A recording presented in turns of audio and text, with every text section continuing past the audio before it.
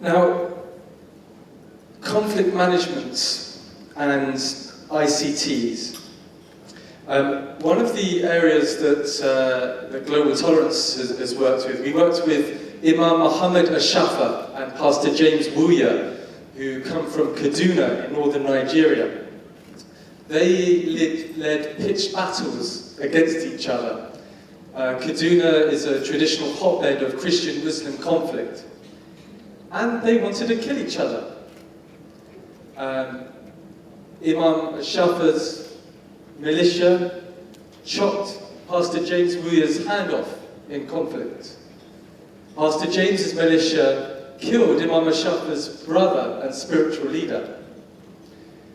There was at one point where Pastor James was holding a pillow very close to Imam Ashafa's face. He was going to smother it. And suddenly, through their faith, the faith deep within their hearts, they came to a moment of reconciliation. They are now best friends, leading interfaith efforts around the world. And there was a film made about them called The Imam and the Pastor, which is used as a media to help build reconciliation, interfaith dialogue in Kaduna, in Nigeria, and other places around the world. So one of the things that I'd like us to all to bear in mind when we're talking about media and ICT is not just thinking about the media in terms of traditional newspapers and broadcasts. As we've been hearing from the panels, it extends to mobile phones, films, comedy, computer games. And so we'd like to bear that in mind. And I'd like to start off by passing the mic to Mr. Imtiaz Mukbil, who will share his reflections, and then we will have an interactive session around some of the key issues in this area. Imtiaz.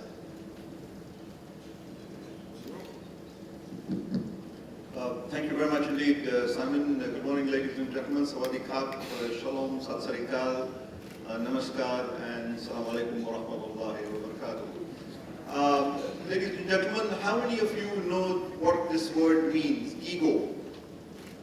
Gigo. Did you raise your hand? Gigo. G-I-G-O. What does this mean? Anybody knows? Well, it's a very fundamental premise of ICT, which basically originated in the days when ICT was being started. Professor Srisak will know it. It basically means garbage in and garbage out. Which means if you write garbage software for the hardware, the eventual result will be garbage. This morning you heard both Professor Srisak mention the use, he cited the allegory of the air we breathe as being an example of how he would like to see the internet materialize. You also heard Professor Funakawa this morning use the other allegory of the human system as blood vessels. Well, garbage in and garbage out applies to that. If what goes into your blood and what is in the air is garbage, the eventual result on the human body is going to be garbage. So the same philosophy eventually applies also to the way we do, we match up ICT with peace and conflict resolution. If you open the newspaper this morning, as again Professor Srisak mentioned, if you open the newspaper, open the television, listen to the news, whatever else, the vast majority of stuff basically will be garbage. It'll be about people killing each other, it'll be about all kinds of mayhem, murder, rape, conflict, etc., etc. So you begin the day not by looking in the mirror and asking yourself how you're going to improve yourself, but you begin the average day by inundating yourself with a massive amount of garbage that goes into the system, thanks to the media.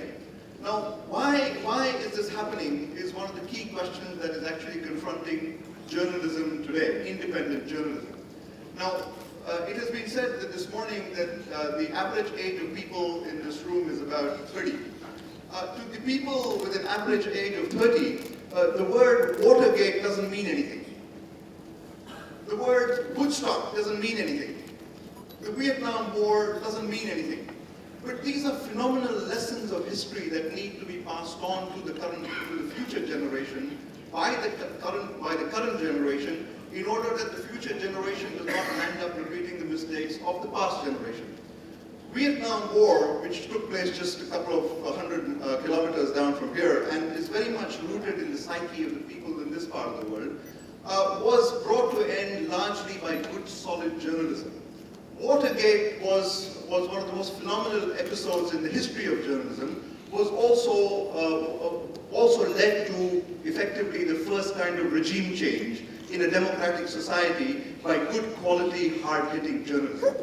Now we, who are 50 years old, for us it is a responsibility of good journalists today, in today's age, to pass on the benefits of some of these life-changing, and I mean life-changing episodes to the future generation, to people who are 30 years and above, to know that the difference between truth and lies help stop a war, help put corrupt leaders out of power, liars out of power. That's what basically makes the difference between peace and war. In an age of democracy, again, if you elect bad leaders, you're going to get bad policies. Garbage in and garbage out. Very simple. This is one of the downsides of living in a democracy. So, in the last, if you see this year, for example, next week is going to be the fall of the Berlin Wall, the 20th anniversary of the fall of the Berlin Wall. Now, if you ask yourself, again, the role of the media in the events leading up to the fall of the Berlin Wall and the eventual demise of communism has also been a phenomenal exercise in good quality journalism that led to, again, a life-changing experience.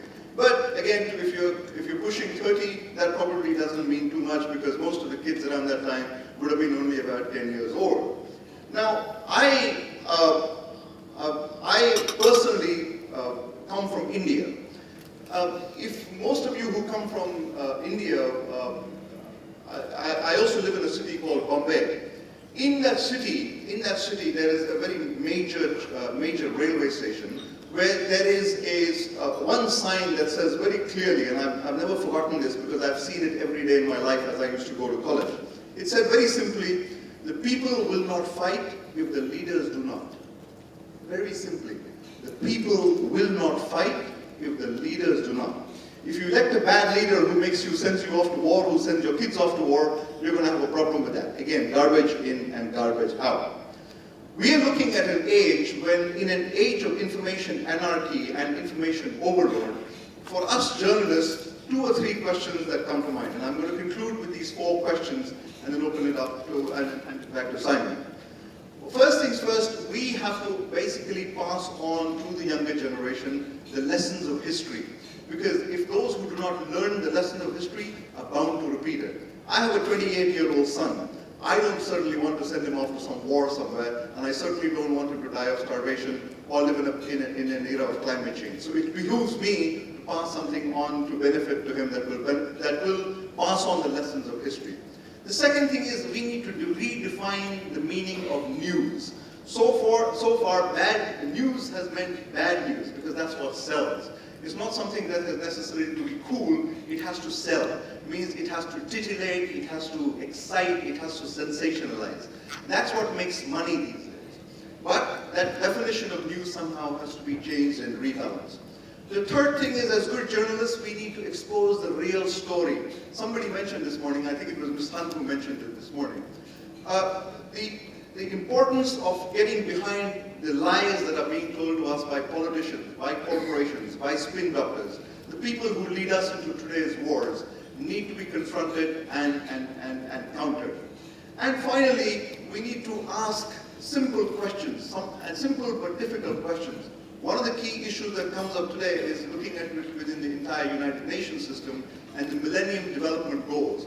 Why is it that somebody has not asked how much of those Millennium Development Goals could have been met if all the money that has gone into funding militaries today would have been gone into funding the poverty alleviation and all these other issues that have come from there. So these are the key questions that are looking at us in terms of building peace as we go forward. Confront the lies, raise the issues, redefine news, and make leaders accountable across all, whether they're corporate leaders, political leaders, government present the other side of the story, because these days a lot of money is being made by people who are lying to us and leading us into wars that are not good